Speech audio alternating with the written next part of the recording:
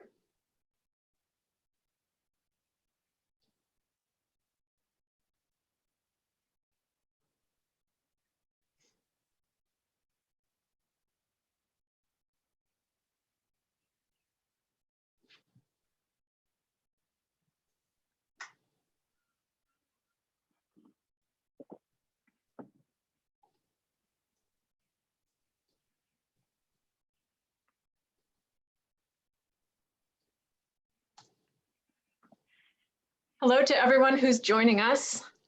On behalf of Paraclete Press, welcome to this time together with Roger Hutchison. We're so grateful to be able to gather with all of you during this time of separation. A recording of today's presentation will be available later to share with anyone who isn't able to join us now. As you know, Roger today will be speaking to us about exploring grief, anxiety, self-care, and how to navigate these complex feelings during these challenging times. Artist and author Roger Hutchison is the Director of Christian Formation and Parish Life at Palmer Memorial Episcopal Church in Houston, Texas. He had the privilege of painting with children who had witnessed the tragic shootings at Sandy Hook Elementary in Newtown, Connecticut. The experience affected him profoundly and convinced him of a vocation to use his writing and art to serve those who grieve. So again, welcome. And if any of you have questions for Roger, please use the Q&A button at the bottom of your screen to submit them, and we'll hope to get to everybody. So thank you so much for taking the time to be with us today, Roger. Thank you. All right. We ready? We're ready. All right. We're ready. Very good. Let me go to full screen. All right. Very good. Good morning, friends, and thank you for joining us. Welcome to my garage just outside of Houston, Texas. We live in a little community, not a little community, a pretty good community called Sugarland, and right about 30 minutes outside of Houston. And it's a beautiful day here. I was just talking with the folks at Paraclete Press, and they said it snowed there this morning a little bit, and it's probably going to be 80 degrees here today in Houston. So I am in my garage, and just a little bit of housekeeping. You may hear a bird or a crow, or cars drive by or something, but that is the reality of my life. And this is where I paint and I write and I work. And I'm thrilled to be here with you today. I have made some notes, so I will occasionally look down. But first, I really want to say thank you so much for joining us today. And I really want to say thank you to Paraclete Press for hosting this, and to Rachel for the very kind introduction. We were just discussing how, with the way things are right now, it is amazing the work that is being put out on the web for people to access. It's good and it's exhausting and it's all of those things. I am, as mentioned before, I am the Director of Christian Formation and Parish Life at Palmer Memorial Episcopal Church. I have been there since 2015, excuse me, and it's a special place. Palmer is located right outside of the Texas Medical Center, literally across the street from the largest medical center in the nation. Houston itself is the fastest growing city in the nation. We are also the most diverse city in the nation. So it is an interesting and wonderful place to live, and I will talk more about that in just a little bit.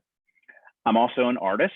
As you can see behind me, I decided that if I can't be around people, then I'm going to paint some people to be around me. So I have a bunch of faces of people that I'm working on, different images and different faces, and so they have joined us also for this webinar. I'm the author of 5 books, which I pinch myself every time I think about that. The book I'll be sharing with you today is My Favorite Color is Blue Sometimes, A Journey Through Loss with Art and Color. And I will be sharing that book in just a little bit. I'm married to Kristen Hutchison, and Kristen is my amazing wife. We have been married now, it'll be in June, it'll be 24 years. She's my best friend. She inspires me, she keeps me grounded. She is a school teacher, and right now she is inside on the computer just as I am, on a Zoom meeting, getting ready to start meeting with children. She is a specialist who works with children who have dyslexia and reading challenges. So she has a special, she's got a lot of stars in her crown for the work that she does, and she's so good. And we have a daughter. Our daughter Riley is 18 years old. And what I can tell you about Riley is she is an amazing young woman. She is, my wife jokes and says that she gave birth to me. So Riley and I are a lot alike. Riley is also a senior in high school. So as you can imagine, life here is as it is for everybody. But when you have a senior in your house, it's pretty wild and pretty hard and all of those things. And so we are grateful that she started back to school, online school this week. And that's been good. She needed something to do. Tonight, Riley and I are going to be hosting Compline Live for Palmer. That's going to go live on our Facebook page. And so I'm excited to get to do that with her. What you may have noticed in my introduction, though, is that I did not say that I am a grief expert or an expert on anxiety or an expert on self-care. What I can also say is maybe I am an expert on anxiety, maybe I am an expert on grief, and I'm learning how to be a person who practices good self-care. And so that's really where I want to jump off in this presentation today. I've been asked to share a bit with you about my story, especially as it relates to my journey with grief and anxiety. But before I do that, I want to sort of fill you in on how I think this is going to work today. I'm going to do some talking for a little while, and if you need to fade away, I understand. If you need to just stare at the faces behind me because you're tired of hearing me, I get that too. So and this is new for me. I'm not used to being in front of the camera. I am used to being behind the scenes. And so I am not a professional when it comes to this, but I'm excited to be able to do this with you. And now there's a lawnmower coming down our street. And so what I may end up needing to do, because they're going to be very close to us, I'm going to mute myself for 1 second, and I'm going to close this garage door and hold tight for 1 second. I'm sorry about that. Just so everyone knows, if you have any questions for Roger during his talk this morning, please just use the Q&A bar. I hope everybody can find that at the bottom of your screen. And hopefully we'll be able to get to everyone's questions throughout the talk.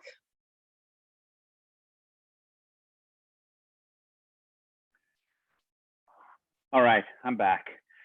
Sorry about that. I was afraid that might happen. And this light is surely not near as good as natural light, but that's the best we can do right now. So yeah, so I'm going to share a bit about my story. I am going to do a reading of My Favorite Color is Blue Sometimes, and then there'll be some time for questions. And so I really look forward to engaging you. I'm going to be, I think, pretty vulnerable with you and pretty raw with you, and sort of sharing my story. And this is not self-serving. The reason I'm doing this is because I think for so many of us, grief and sadness and anxiety is something that we're all really dealing with right now. And I want to talk to you about how I ended up sitting in front of this webinar. I'm not sure, but I'll do my best.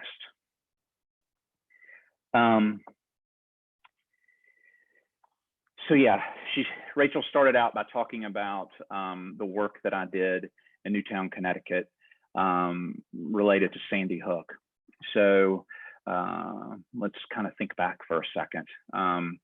In 2012, in December of 2012, the most horrific tragedy took place in an elementary school in Newtown, Connecticut, Sandy Hook Elementary.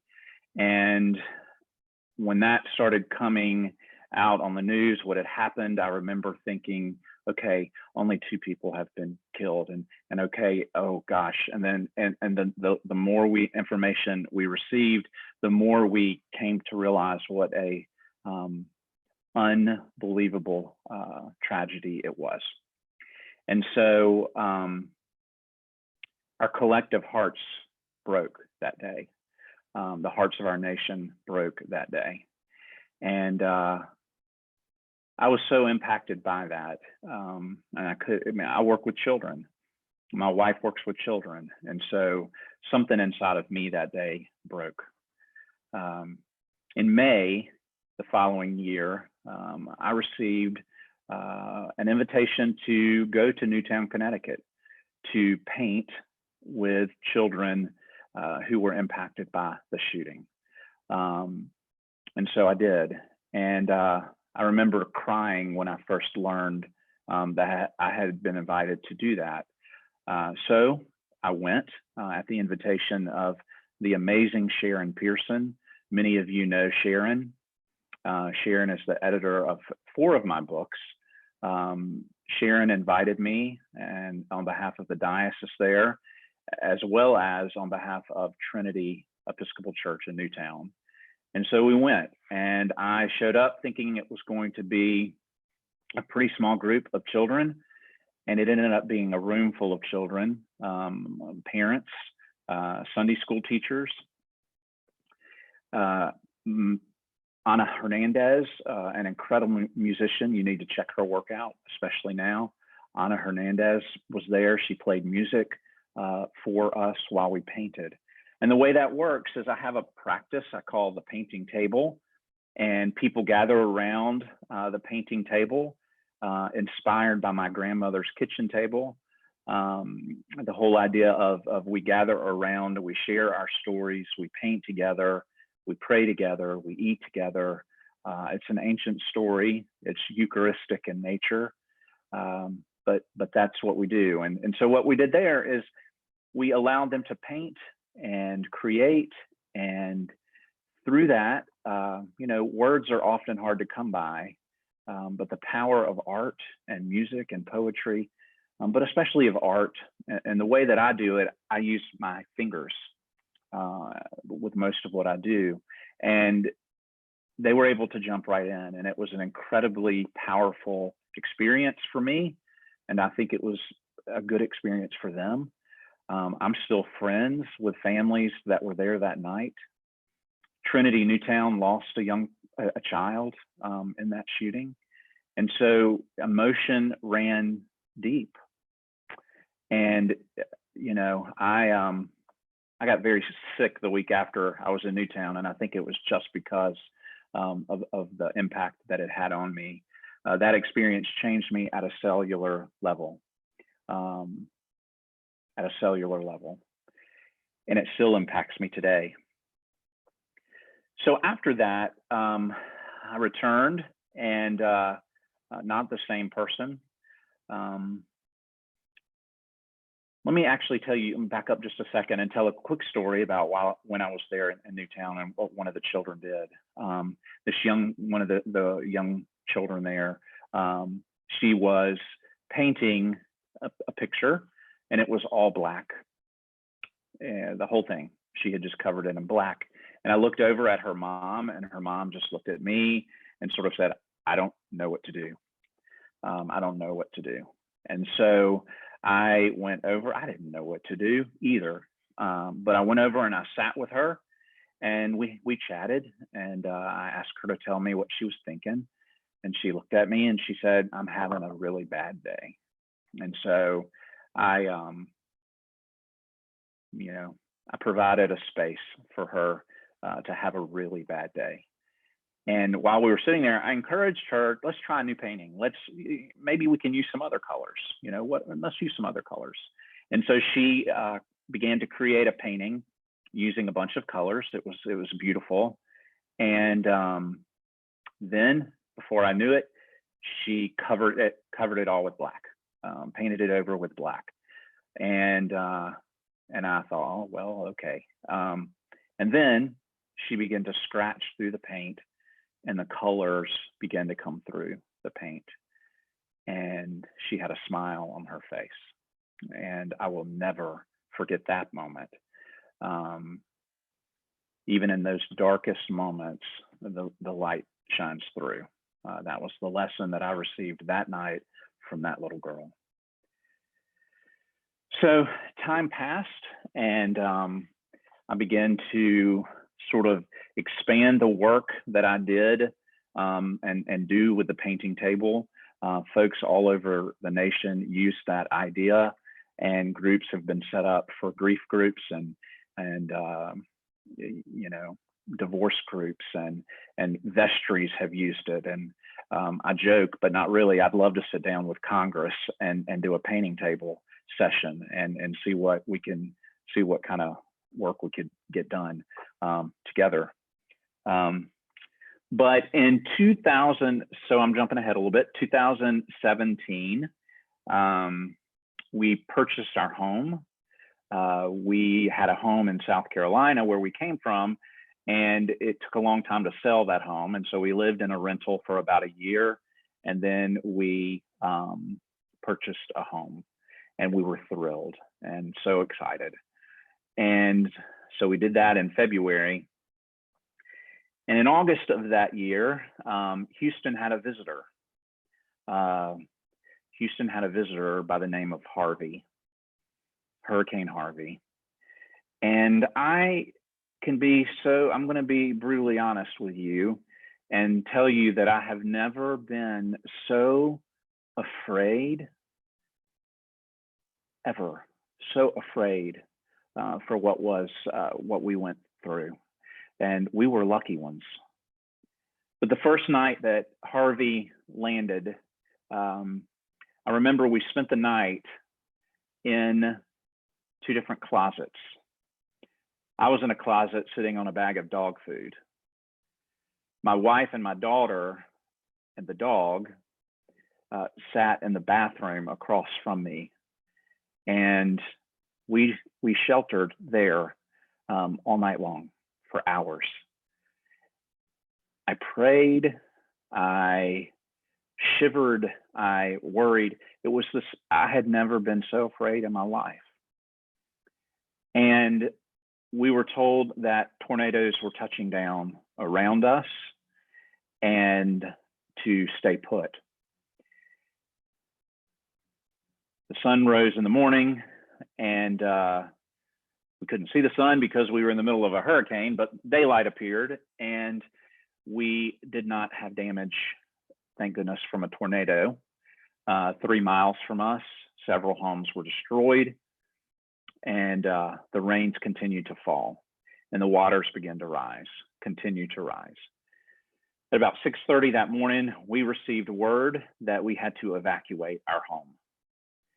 You see, we were still fairly new to Houston, and living 30 minutes from the church, we had nowhere to go. We don't have family here. We had nowhere to go. And so we we called our neighbor who we sort of knew and who has now become a very close friend. We called them and said, we don't know what to do. We don't know where to go. And he said, give me a second. And within a few minutes, he called me back and said, we have a son who is evacuating from his second-story apartment. Their son was going to go with them. They were leaving town to evacuate to another town away from Houston. And they said, you can have the apartment for as long as you need it. And so we went and we moved in. And I remember loading all of our precious things into our car. But most important was my family and our dog and our paper, some of our important papers. And I remember driving away, looking back, not knowing if we would return to that home. I just didn't know. At that point, people were in canoes in our street. And so we did not know what was going to happen. So we moved into this apartment. We were there a week. And then I couldn't take it anymore. I was like a caged animal and decided we needed to go back and see what had happened and what was going on. So we went back. We had to park a while, ways away. We had to walk through water over our knees, and we walked to our home. And little did we know what an amazing miracle it would be. But our house is in the center of the street, and our house is at the highest point of the street, which that probably means we're like -20 sea level. So, it's very flat here in Houston, but for some reason, I don't know, the house was okay. The water was all the way up into the driveway. There were ducks swimming around in the driveway. And, but our home was okay. So we ended up moving back in. We were given permission to do so, and we actually broke the rule and moved in the day before we were supposed to.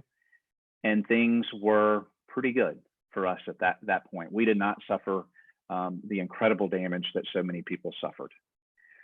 So as we all do, and for those of you who are listening to this, I have a feeling that many of you are the same way that I am and that my wife is. So we jumped in and we wanted to help others. And so the staff at Palmer, where I serve, we decided to do a day camp for children. And so we put it together very fast. We thought we would probably have 30 children.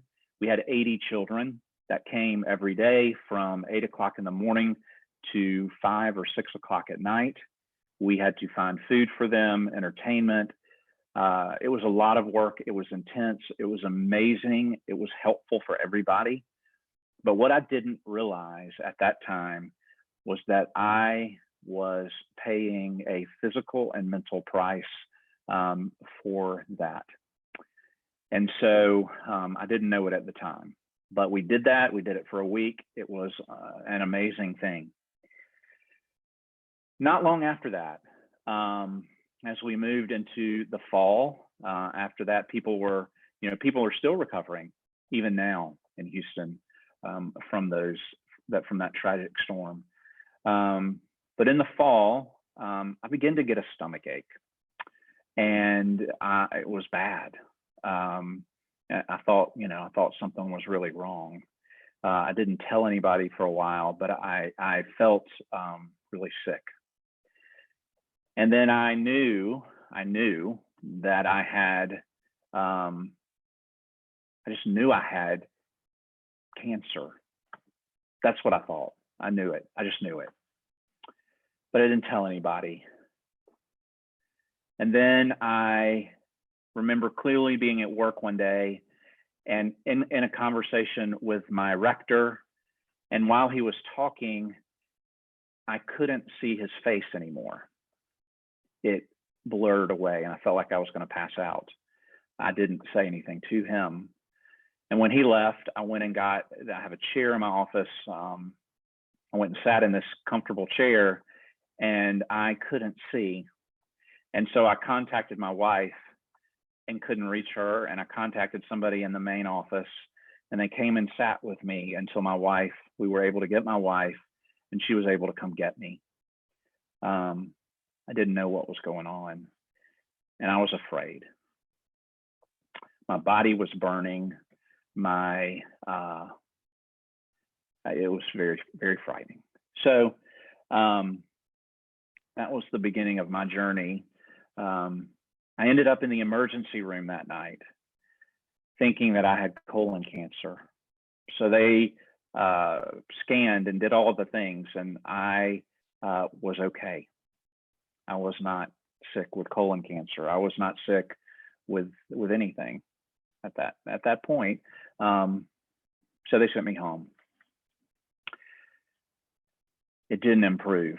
In fact, not long after that, actually, as we were getting close to Thanksgiving, I began to think I was having a heart attack. And I was at home and my wife was with me. It was 2 a.m. I was hysterical.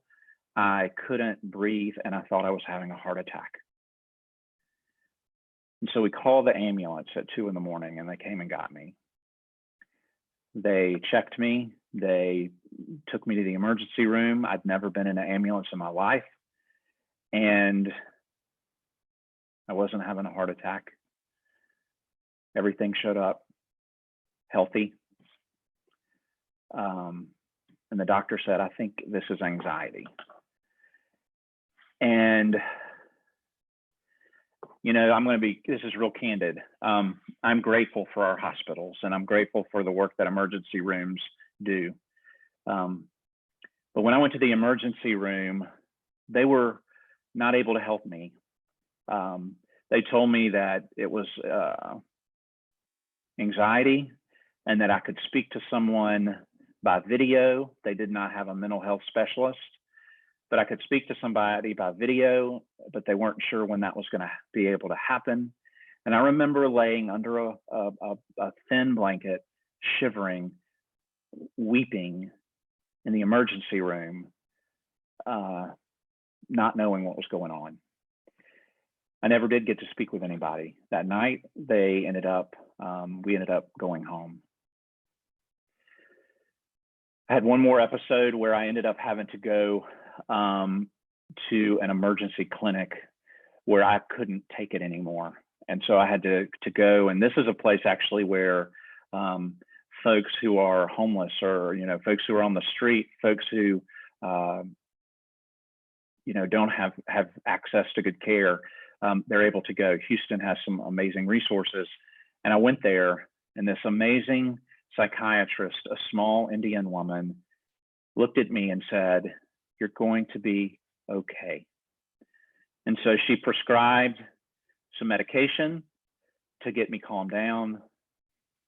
And that really begins what ended up being about a six-month journey for me with anxiety.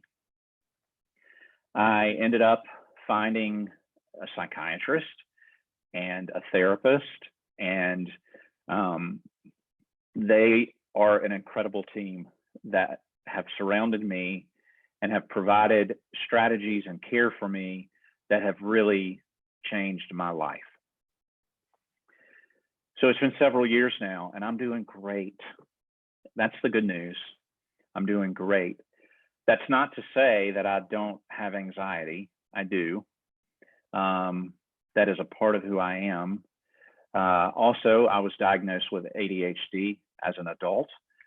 Those diagnoses helped me a lot. And I actually sort of see those as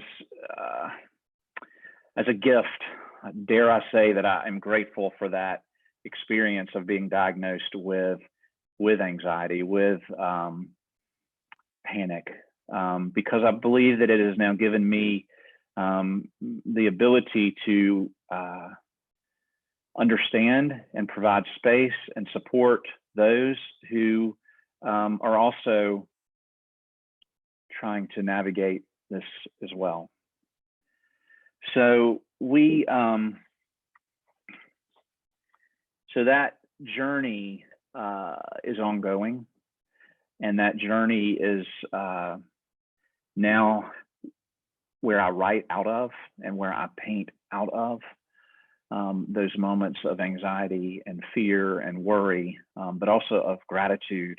That is where I paint out of and write out of. So here we are, 2020, and we are all told to stay home. And I think that everyone, I know that everyone is experiencing some sort of anxiety, some sort of grief, grief for the loss of community and connection, grief for the loss of a life that probably we will never know again. And that's hard. Things have changed. Grief for our communities of faith who are just now on a screen and not where we can shake their hands or hug their necks or put our lips on the chalice. You know, that's hard and that's different. And that's, I don't know, it's a loss. And so we're grieving that loss. I'm grateful that I have the strategies, and I'm grateful that I have the medication, and I'm grateful that I have access to good medical care. I am worried about people who don't have that access. I'm worried about people who are alone. I am worried about people who cannot say goodbye to their loved ones when their loved ones are dying. So I worry a lot. But I also know that worrying isn't going to get you very far. And so there are things that we can do. There are things that we can be doing to make a difference. And that's to, one, stay at home.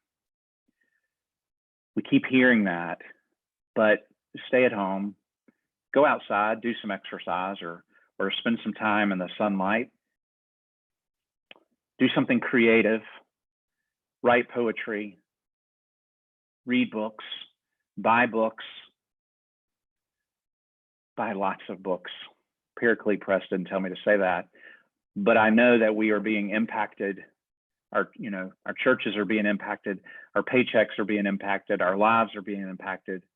Bookstores are being impacted. Small businesses, restaurants, you name it. And we need to continue to support those places as we can. Check on your neighbors. We haven't known our neighbors until now. I think that's probably not unusual. But now we see them outside. We see them walking. We see them sitting in chairs on their driveway. We say hello. They say hello. They ask if we need anything. We offer something to them if they need something. So it's pretty, it's pretty amazing. And it's pretty scary. So there are things we can do. And so let's focus on doing those things. Write in a journal. Remember this time. It's important to do that. We'll be talking about this time the rest of our lives. We'll remember these times. But also, sharing that dance of anxiety and panic and worry is grief. And it's okay to acknowledge that. It's more than okay to acknowledge that. It is something that we must express. If we don't, it will come out in ways that are unhealthy and damaging to ourselves, to our relationships, to the world around us. So if you need to cry, cry. Do it. I do it. I'm telling you. Yesterday, there was a little thing going around with James Corden and then Ben Platt singing the song "You Will Be Found" from Dear Evan Hansen. Let me tell you, I put that on. I gave a big old cry. I listened to it again. I gave a big old cry. So it's going to be part of who we are. one of the things I wanted to say again and just sort of reiterate is I'm no expert. I am not a counselor. I'm not a therapist. But I have experienced these things, and that's why I'm sharing it with you today. And that's why I wanted to accept this invitation to share this with you today. It's important that we grieve, and it's important that we understand how this is impacting us. We have a body-mind connection that is unbelievable, and we've got to take care of ourselves. We've got to breathe. We've got to breathe through those moments of fear and anxiety. We have to get out of the bed in the morning, and sometimes that's the hardest thing to do. We have to get out of the bed in the morning. For me, a strategy has been to get out of the bed in the morning and take a shower, because when I do that, I feel like I'm ready for the day, whatever that day may hold. And right now, that day is holding more Zoom meetings than I ever thought I'd be a part of. And I'm getting a little weary of those, but you know, it's great to see people's faces and to connect. But I have a purpose. I get up and I do that. My prayers are especially fervent for parents of children who are now having to go to school online, parents who have full-time jobs, single parents, grandparents who are raising children. It's not easy. And where I'm able to get a little bit of rest and time, these families are not. I also worry about, you know, these are the two tough things. I've learned that applications for divorces are up right now. I also know that child abuse is rampant right now. And so I hold those in my prayers, and I encourage you to do the same. I do also want to say, I know Rachel just encouraged you to ask questions. We'll get to those soon, I promise. And Rachel, if you want, at some point, sort of whisper in my ear or let me know where we are on time. I do want to share the book, My Favorite Color is Blue, sometimes. But I think a few other strategies I can offer to you and things that I have been working on myself is that I get up in the morning, try to get moving, try to eat as healthy as you can, try to connect with another human being, call someone, FaceTime someone, keep a journal, keep moving, don't give up. Don't give up. And say your prayers. One of the things we've done at our home is we've built a little altar, maybe not an altar, but maybe a prayer table where we have put some special things, and we light candles and we gather there. And that's one of the things that we have done. And it's become a very special place for my family to gather. Roger, yeah. Roger, this might be, someone just asked a question when you're just Sure. talking about what your family has created with the table there and tying back to the painting table. Yeah. And if that might be a good tool to use now, and any way that people could do that on their own. Certainly. So, let me say two things about the table, the idea of the tables. I think the table is central to where we are right now. And so we have built our little prayer table. I invite you to use the idea of the painting table. Use what art supplies you have. Use the paper you have. Use the crayons or the pens and whatever you have, and try to practice. What I love to call it is it's a communication for me with God without words. And that's a place you can paint or draw or write or journal. And that's been very important for me. My wife is practicing lettering. When she has a few minutes, she's learning how to do that. So I encourage you, with whether if you're by yourself or your family, to gather around and to encourage creativity. Through Palmer, where I serve, we're doing that with our parishioners as well. You know, we're asking them to, they created some paintings and some art for our Palm Sunday service and procession and for Holy Week. And so you can engage your congregation and your community in that way by involving, you know, the use of art. And so, yeah, so I encourage you to do that. That old sewing machine you have sitting in the closet, pull that out. Try something with that. Be creative, find that avenue. I think I'm going to, if it's okay, I'm going to go ahead and share this book with you, and then we will have some time, plenty of time, I think, for some questions.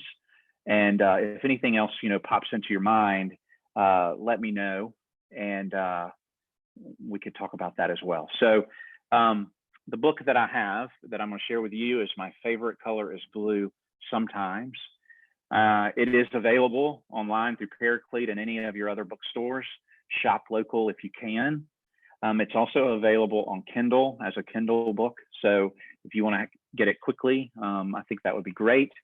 Again, this book is My Favorite Color is Blue Sometimes, A Journey Through Loss with Art and Color. And I want to thank Paraclete Press for taking a risk on this book. They didn't know me, and my friend Phil was the my editor, and took a chance on this little book. And I think it has become a special resource for so many. It is about the loss of someone through death, but what I want to say that it is also a book about just loss in general and how we navigate loss and how we navigate the grief that we're feeling. So if you are able, this is a great way to think about the time you're going through right now. And so again, My Favorite Color is Blue Sometimes.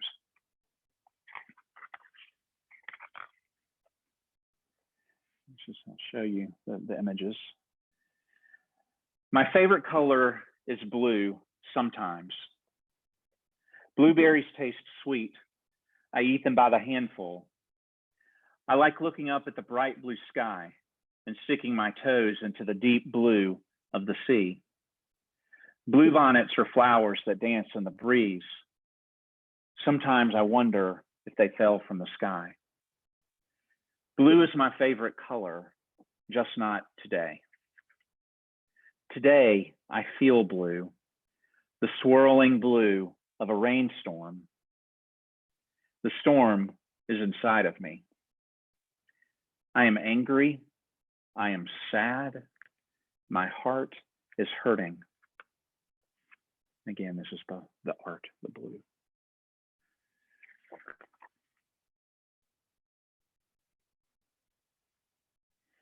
Love is red. Anger is red too.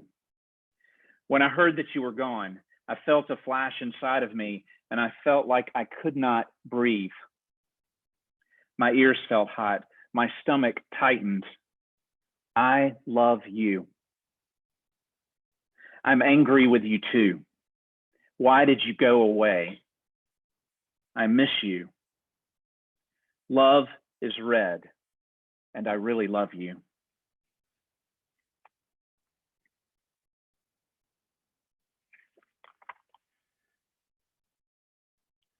Blue mixed with red makes purple.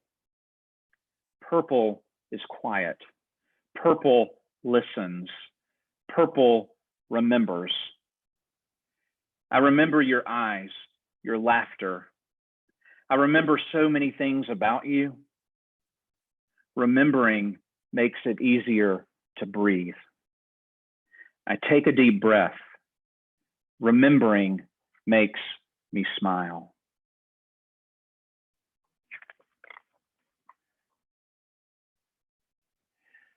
Black is the smell of coffee. Black is the silent night sky. Black is finding a dark hiding place when playing hide and go seek with your friends. Some people are afraid of the dark. You taught me to not be afraid. Black is my room when it is time to fall asleep. Black are the scribbles on a page when I don't know what else to draw or write. Black is the shadow on my wall. Black is sometimes feeling very small.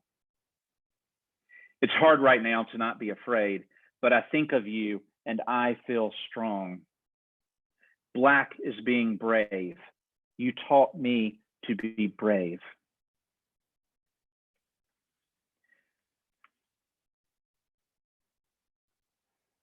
When I think of you, I see yellow. Yellow is the flickering flame of a candle. Yellow is a sour lemon. Yellow is a sunflower standing tall and proud. Yellow is a soft blanket, comfort on a cold morning. Yellow is holding hands. Yellow is a shooting star in the night sky. You blink and it's gone. You are a shooting star. Your light trails across the heavens. I blinked and you were gone.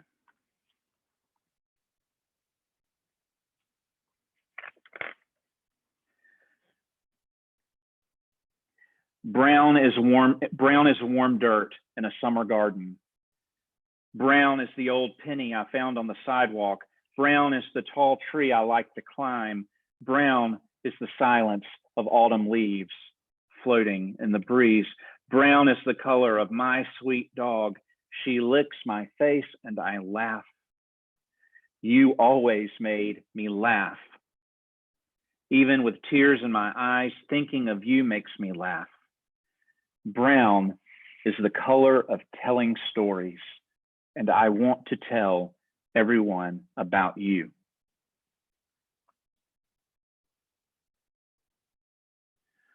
White is the moon hanging low in the evening sky, keeping watch as we dream. White is the swirling wind. White is snow falling softly on winter grounds. White is sometimes empty. I'm feeling kind of empty right now. White is the sand on the beach. White is the sound of the ocean crashing at my feet. White is listening for the voice that speaks in a whisper.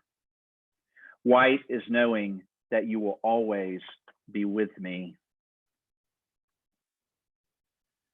Orange are the leaves on an autumn tree. Orange is the pumpkin with a crooked smile. Orange is the swoosh of a basketball through the net. Orange is cheerful and strong. Orange is the sweet taste of a persimmon. Orange is swinging from the monkey bars at the playground. Orange is strumming the strings of a guitar. Orange is exciting and full of imagination. Orange is wise. You were so very wise.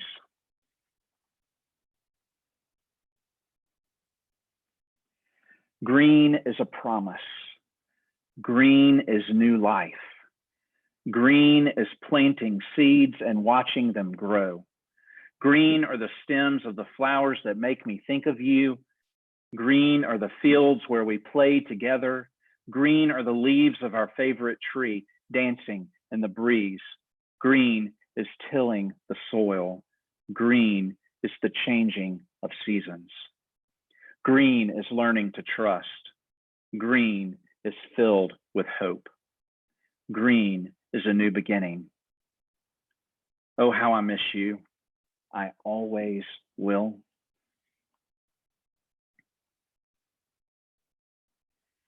Blue is my favorite color, but so is red and purple and black and yellow and brown and white and orange and green.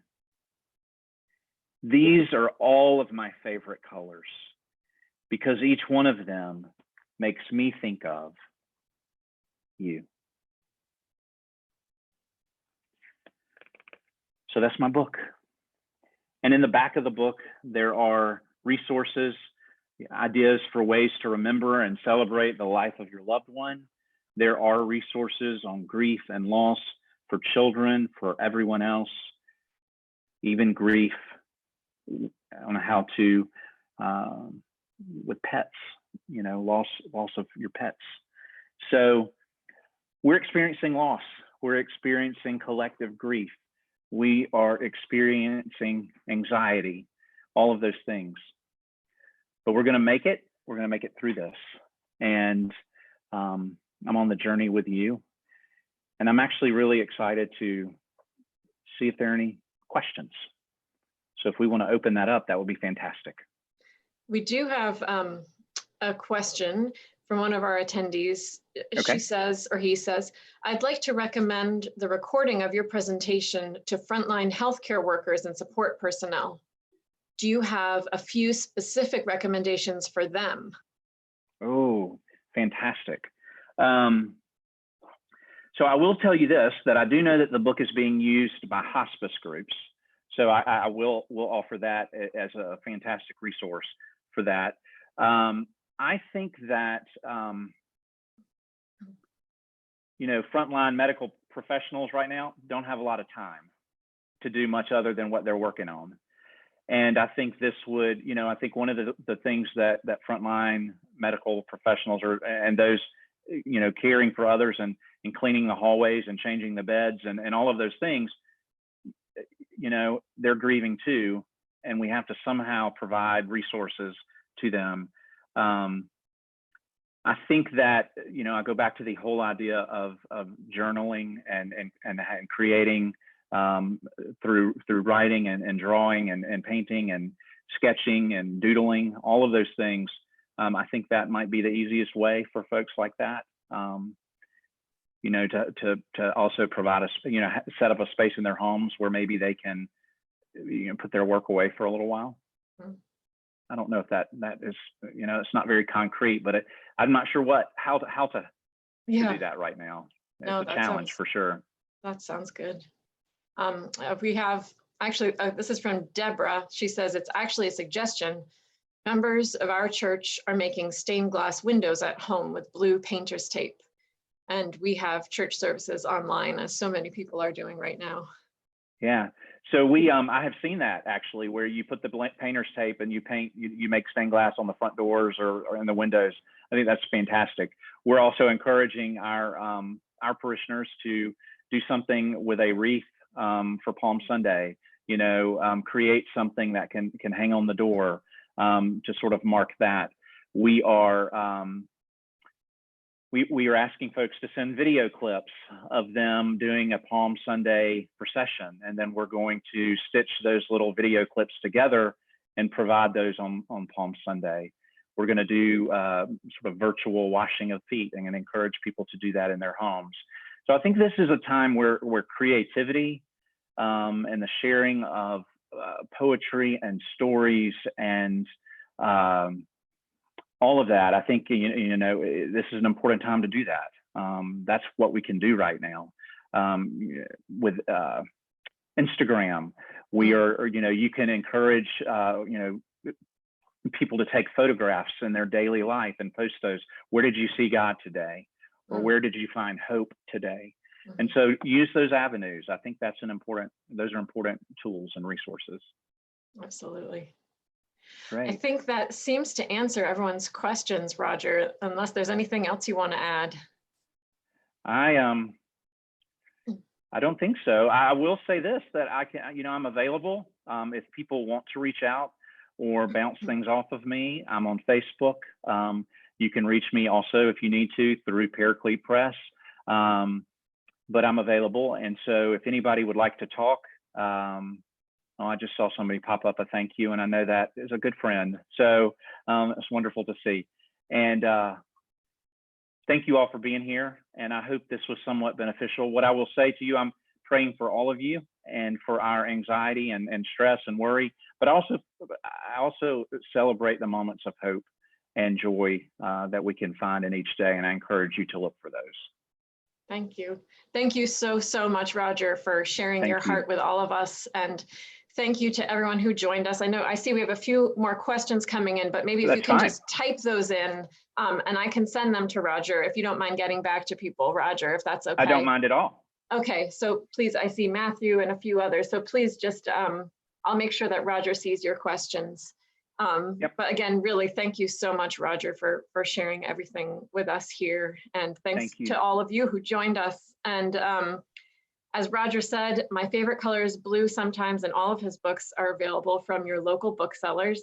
And my favorite color is blue sometimes from ParaCletePress.com as well. So anyway, we hope you enjoyed this talk as much as we did. Our prayers are with all of you for health and safety. And we hope you will join us for more of these times together with our authors. Our calendar of Zoom events is available on our website, ParaCletePress.com. God bless all of you. Thank you so much for joining us. Thank you.